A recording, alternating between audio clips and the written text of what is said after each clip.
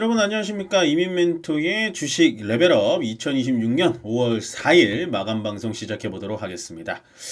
제가 저번 주 목요일 날 오늘도 거의 조정이 나올 가능성이 높다라고 말씀을 드렸는데요. 역시나 제가 예상한 거와 정반대로 오늘 시장 굉장히 뜨겁게 올라갔습니다.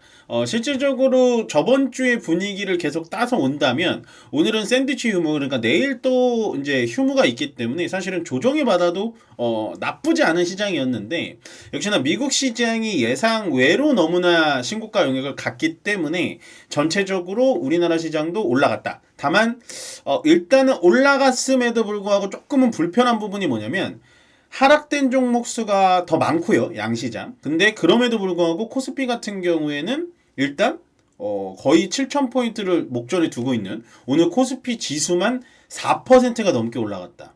그러면 오늘은 어떻게 해석을 해야 되냐? SK하이닉스, 삼성전자로만 지수를 또 올렸다. 그러면 나머지 종목을 갖고 있는 분들은 약간은 좀 심심한 장이었다라는 생각을 드는데, 약간은 좀 급하다라는 생각은 듭니다만 여전히 시장의 조정 가능성을 좀 보시는 게 좋습니다. 그렇지만 조정이 하락은 아니고요. 약간은 종목 장세로 갈 수 있는 가능성이 높다라고 착각하시면 안 됩니다. 그래서 종목 장세일 확률이 더 높습니다.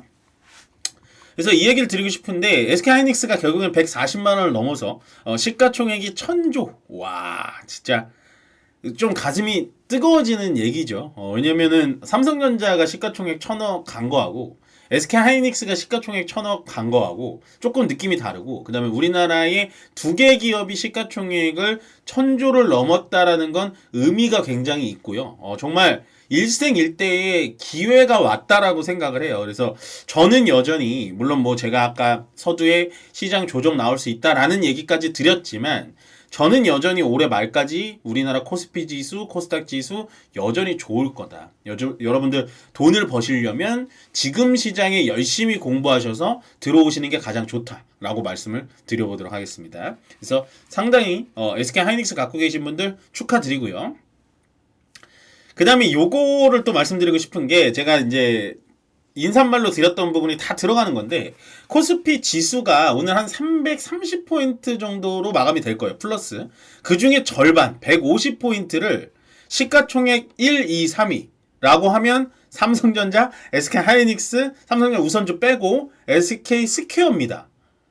그래서 저도 이렇게 시장을 매일 바라보고 시장을 분석을 좀 하잖아요.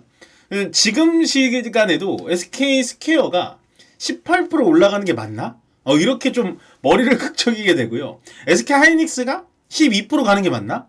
좀 극적이게 되고, 삼성전자가 5% 가는 건 좀 이해가 가거든요. 근데 와, 확실히 상승률은 SK하이닉스를 따라갈 수가 없구나. 라는 생각이 너무 많이 들어가지고 대단하다.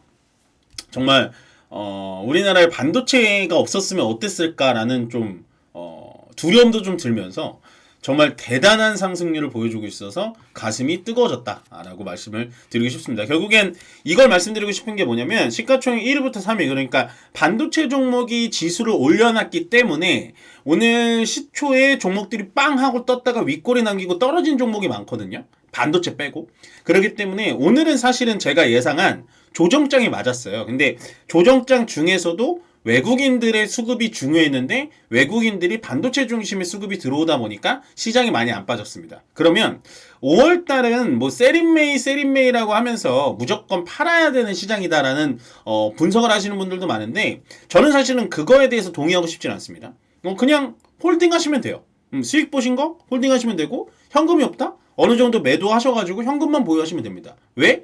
전체적인 외부 변수가 아직 끝나지 않았고, 또 계속 유가가 뭐 빠지지 않는 거에 대해서 제가 많이 말씀을 드리잖아요. 시장은 반영해주지 않지만 결국에는 유가가 올라가 있는 건 인플레이션이 됐던 디플레이션이 됐던 발생할 수밖에 없는 거고요. 제가 조금 이따 보여드리겠지만 요거 말고 네 번째, 요게 좀 걱정인 겁니다.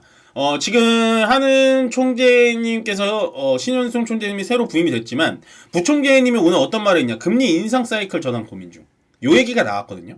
사실은 우리가 지금 7,000포인트라고 할게요. 그냥 7,000포인트 가고 싶은 마음이니까 7,000포인트를 가 있는 상태에서 언제 수익 실현을 해야 되냐면, 금리 인상을 한다 그러면 수익 실현 하셔야 돼요. 금리 인상이라는 건요, 주식시장에 그러니까 주식시장만 보자면요. 경제학적으로 보는 게 아닙니다. 주식시장으로만 보자면 그때부터는 악재입니다. 최대 악재예요. 금리 인상은. 근데 이제 이게 아마 우리나라가 금리 인상을 하기는 조금 쉽지 않을 겁니다. 왜냐하면 부동산도 걸려 있고요. 뭐 주식시장은 좋지만 전체적인 경기가 좋지가 않잖아요. 뭐 자영업자분들도 많이 폐업도 하시고 뭐 그리고 개인 부채들도 많고 이러기 때문에 금리 인상한다는 게 상당히 쉽지는 않겠지만 이 부총재님께서 이 전환을 고민하고 있다라는 거는 약간은 경고 시그널로 받아보시는 게 좋습니다. 예. 그럼에도 저는 트레이더기 때문에 당연히 주식시장에서 남아서 주식을 매수매도 하겠지만 여러분들은 아직 저처럼 하지를 못하시는 분들이 많기 때문에 금리 인상이 얘기가 나온다라고 하면 현금 비중을 더 늘려놓는 게 맞습니다. 이거는 팩트예요. 우리가 코로나 때 2021년도까지 쭉 올라갈 때는 금리를 엄청 내려서 돈을 많이 풀었죠. 그러다가 2022년도에 코로나 팬데믹 끝나고 주가가 내려오기 시작할 때 어떤 일이 있었죠? 금리 인상을 했습니다. 그것만 보셔도 금리 인상이 얼마나 주식시장에 치명적인지 여러분들 꼭 보시면 좋을 것 같고요. 세 번째를 제가 뛰어넘었는데 이걸 설명드리려고. 미국의 이제 개인 투자자들이 국내 R주식이라고 하죠. R주식. 개별 주식을 직접 매수가 가능합니다. 요거는 좀 커요. 멘토님, 항상 외국인들 수급이 미국 개인 투자자가 사는 거 아니었어요? 아닙니다. 외국인들 수급이라는 건요, 외국의 기관 투자자들이 우리나라 종목을 사는 거였어요. 네, 그래서 미국인들이 실제로 삼성전자, 하이닉스, 현대차를 R주식, 한 주, 두 주, 한 주, 두 주, 10주 이렇게 살 수가 없었습니다. 살 수는 있는데 이거를 인증받으려면 3개월을 기다렸어야 되고요. 인증도 또 잘 안 됐어요. 이상하죠? 우리는 애플, 엔비디아 어떤 미국 주식이든지 상장이 돼 있으면 그냥 바로 계좌를 터가지고 살 수가 있었잖아요. 근데 미국은 반대로 우리나라 주식을 이렇게 개별 주식을 매수를 못했습니다. 근데 이게 이제 가능하게 된다. 그러면 수급이 어떻게 될까요? 좋아지겠죠. 왜? 미국에 사는 정말 주식을 잘하는 스마트 개인 투자자들은 현재 반도체가 어떻게 돌아가고 있는지 알 거고, 그리고 그 메모리 반도체에 전 세계적으로 가장 우수하게 시장 점유율을 갖고 있는 건 삼성전자, SK 하이닉스이기 때문에 글로 들어올 거라는 거죠. 그래서 요거는 우리나라 정부에서도 규제를 빠르게 풀고 미국의 개인 투자자들이 들어올 수 있게 하기를 제가 되게 바랬거든요. 근데 요게 가능해진다. 5월 달에. 요거는 이제 이 메커니즘은 제가 시간이 좀 남으면 나중에 설명을 드릴 텐데 일단은 가능하니까 우리 시장에는 좋은 소식이다. 굉장히 좋은 소식이다. 저는 이거 정말로 박수 쳐주고 싶은, 이게 아마 삼성증권이 가장 앞서서 하고 있습니다. 오늘 그래서 올라갔나 싶기도 한데 요거는 좀 큰 뉴스예요. 그래서 시장 더 좋겠는데? 이렇게 생각하시면 됩니다. 그래서 5월달 세린메이 하시면 안 돼요. 강세업 좀 보겠습니다. 반도체 더 이상 설명 안 하겠습니다. 반도체 올라갔고 증권 이렇게 생각하시는 분도 많을 겁니다. 민멘토 말 들을 걸. 증권. 왜냐면 제가 이 레벨업이라는 자료를 맨날 만들면서 그 전에 이제 강세업종과 약세업종에 뭘 써놨는지 이게 보게 되잖아요. 수정을 해야 되니까. 약세업종에 증권, 건설 딱 있는 거예요. 내가 이 증권을 약세업종에 넣을 게 아니라고 2주 전부터 말씀을 드렸는데 만약에 증권주 모아가셨으면 오늘 대박 났겠다 이 생각이 들었습니다. 증권주가 떨어져야 될 이유가 없거든요. 그러니까 저는 보통 종목을 볼 때 이유도 없이 떨어지는 애들을 잘 봅니다. 그러니까 만년 저평가인 애들은 안 사고요. 정말 메인 주도주였었는데 뜬금없이 지금 많이 떨어져 있는 애들, 이런 애들 증권 항상 봐야 된다. 놓치셨다면 제가 또 약세업종에서 찾아보시면 되고, 광통신 놓치지 말아야 된다. 광전자, 광반도체, 광섬유, 실리콘 포토닉스 다 엮여서 광통신은 죽지 않는다. 왜? 늘 말씀드리는 젠스낭 CEO가 광통신이 필요하다고 얘기했기 때문에 이거는 죽을 재료가 아니에요. 물론 광통신이 오늘 또 급등해가지고 모든 종목들이 많이 각도가 좀 부담스럽긴 합니다. 오늘 따라 붙기는 좀 어려워요. 그건 아니에요. 그치만 광통신이 보통 어디 있었죠? 여기 있었습니다. 제가 보통 이런 단기 테마라든지 개인들이 수급이 쫙 몰려가지고 갑자기 각도 쫙 올라가는 거 잘 말씀 안 드리는데 광통신 같은 경우에는 좀 집중하자라고 말씀드렸던 게 바로 그런 이유. 그다음에 전선 전력계기 뭐 이제 말씀 안 드려도 될 것 같아요. 이거는 좀 따라붙기 힘들 것 같아요. 너무 많이 올랐습니다. 원래 제가 좋아하던 섹터니까. 그러면 이제 우리 중요한 약세 업종 봐야겠죠. 건설.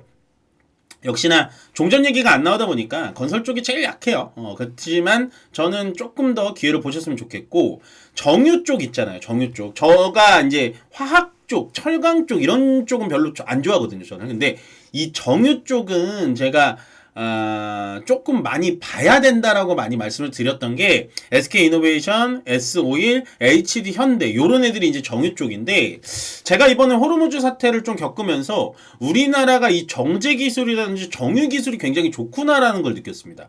그러니까 원래 제가 많이 관심이 없는 테마라서 그 정도로 스터디가 안 돼 있었는데 하다 보니까 우리나라가 전 세계의 항공유라든지 이런 것들을 우리나라 없으면 잘 안 돌아가요. 지금 보면. 그래서 유럽의 LCC라고 불리는 저가 항공은 그냥 손님들한테 공지도 안 하고 비행기를 취소시켜버립니다. 항공료가 없으니까. 근데 우리나라는 지금 그 정도는 아니잖아요. 왜? 정유가 잘 돼 있으니까. 우리나라 자체적으로 항공유를 잘 만드니까 수출하던 것도 지금 내수로 돌려버리니까 우리나라는 돌아가는 거예요. 지금.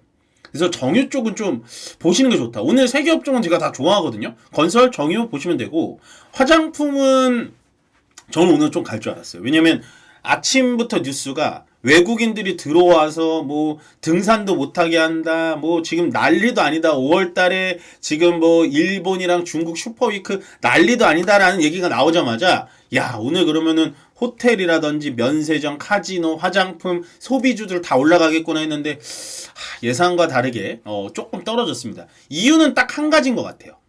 이유는 딱 한 가지. 화장품이 나빠서 아니면 생각보다 화장품이 안 팔려서 그건 아니고요. 소비재들이 오늘 좀 빠진 이유는 그냥 간단하게 수급 논리로 반도체한테 완벽하게 뺏긴 겁니다. 왜? SK 하이닉스가 현지 시간으로 12%, 그 다음에 스퀘어가 17% 올라가니까 그쪽으로 수급이 쏠려버려서 원래 항상 관심이 있고 이슈를 받아야 되는 소비주들에 가야 되는 수급들이 뺏겨버린 거죠. 그럼 뭐다? 나빠서 빠진 게 아니니까 눈여겨보자 라고 말씀을 좀 드리고 싶습니다. 일단 오늘 샌드위치 연휴인데도 불구하고요. 시장 굉장히 강했습니다. 다만 조금 냉정하게 보자면 시장이 전체적으로 강하게 간 건 아니고 SK 그룹주들이 강하게 시장을 끌어올려줬다. 오늘의 절반 이상은 SK 하이닉스, 삼성전자, SK 스퀘어가 올려줬다라는 냉철한 판단을 좀 하시길 바라면서요. 세린메이는 걱정 안 하셔도 될 것 같다라고 마지막 말씀 드리면서 좋아요와 구독 그리고 알림 설정은 저에게 많은 힘이 된다는 점 꼭 말씀드리면서 저는 여기서 물러가도록 하겠습니다. 고맙습니다.